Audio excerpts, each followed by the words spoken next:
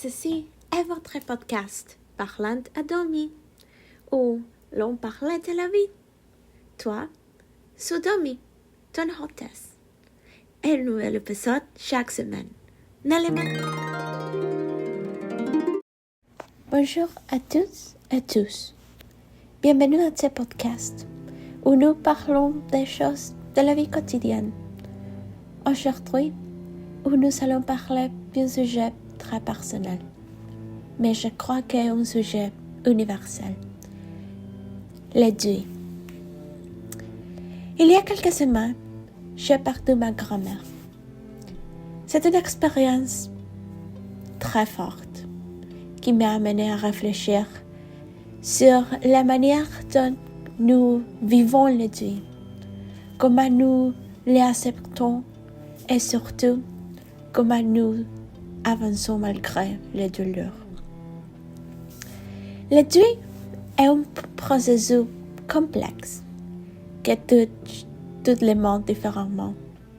Selon l'Association canadienne pour la santé mentale, environ 10 à 15% de personnes en deuil souffrant d'un deuil prolongé. C'est-à-dire quelques ont du mal à retrouver une vie normale, même après plusieurs mois ou années. De plus, une étude publiée dans la revue Psychology Today explique que le deuil peut affecter non seulement notre bien-être émotionnel, mais aussi notre santé physique, fatigue, troubles du sommeil, problèmes immunitaires. La douleur n'est pas seulement mentale, elle se manifeste aussi dans le corps. Alors, pourquoi est-ce que certaines personnes traversent le deuil plus facilement qu'autres? Y a-t-il des étapes universelles? Dans ce podcast, nous allons explorer cette question. Dans une première partie, nous verrons les différentes étapes de deuil et comment elles varient d'une personne à l'autre. Ensuite, dans une deuxième partie, nous parlerons des stratégies qui peuvent nous aider. Le temps guérit toutes les blessures. Cette phrase, nous l'avons entendue, mais est-elle vraiment vraie? Le psychiatre Elisabeth Kubler-Ross a proposé le modèle des 5 étapes de deuil. Premièrement, le déni. C'est la première réaction. On refuse d'y croire. Comme si c'était un mauvais rêve. La deuxième étape est la colère. Pourquoi cette personne est partie? Pourquoi la vie est très injuste? Avant, elle est marchande.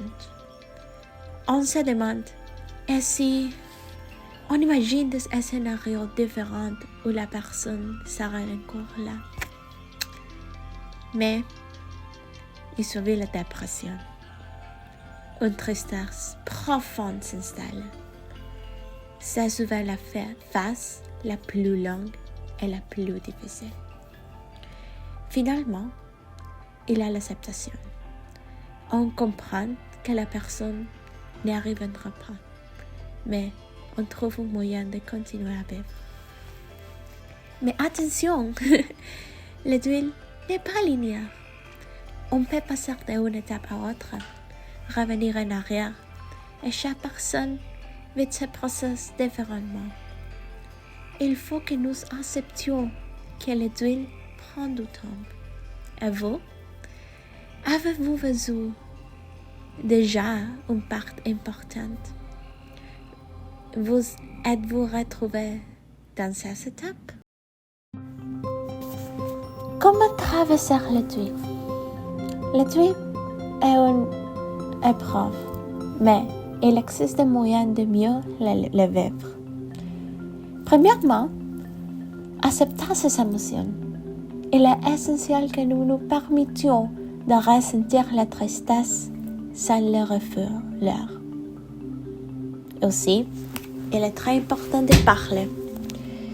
Que ce soit avec des amis, des proches ou d'un psychologue, partager ce sentiment, aider à alléger la douleur. C'est normal que nous ressentions de la tristesse, mais il ne faut pas que cela nous empêche d'avancer. Nous devrions créer des rituels de souvenirs, regarder des photos, écrire une lettre à la personne disparue ou allumer une bougie en sa mémoire peut être apaisant. Aussi, prendre soin de soi. Il est important que nous faisions attention à notre santé mentale et physique. Une étude de l'Université de Toronto montre que les personnes qui expérimentent la tristesse et qui ont des soutiens émotionnels traversent mieux leur deuil que celles qui l'ignorent.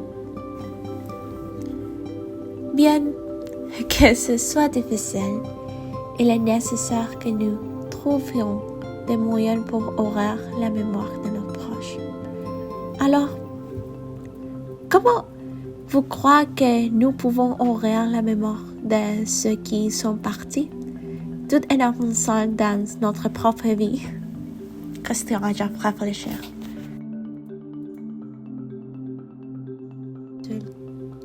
Merci de m'avoir écouté.